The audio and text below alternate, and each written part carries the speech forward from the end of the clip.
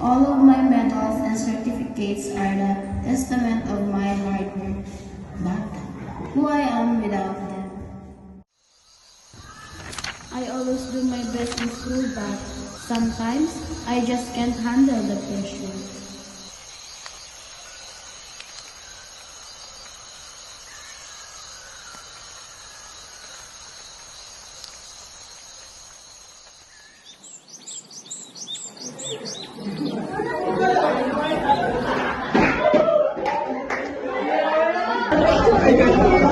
Hey, Jane, wake up! Mom is here.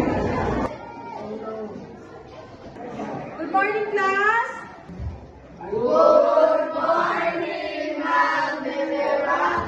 Please sit down. Today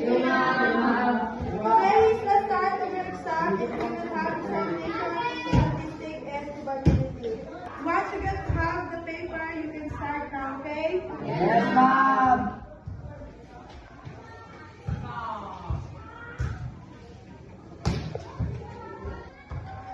I couldn't think straight. The question felt impossible, and I knew I wasn't ready.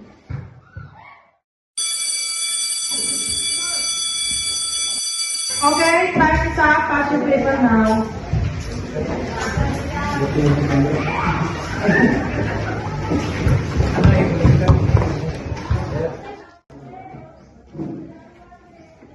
Goodbye, class.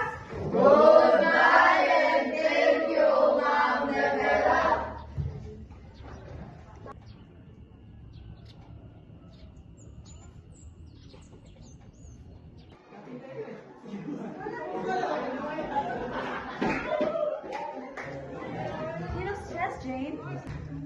I'm just tired. Good morning, class. So, here's the result of your exam yesterday. Katakutan!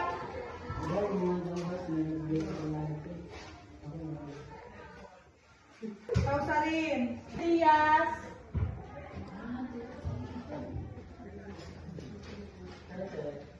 Bandara! I failed. I couldn't believe it. All the studying, all the stress, and I still didn't make it. It's okay, Jane. You will fail. That's what you learn. You fail because this is hard. There's a difference between hitting a wall and being unable to make it. This grade is a reflection of a 2-hour test, not a reflection of your brain on your future. It's not a bad day. It's a bad life. Always remember me, your friend, and your parents. We are always here when you need the help.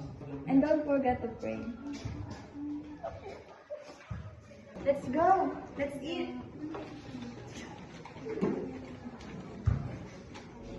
I spent so much time worrying about my weight or that I always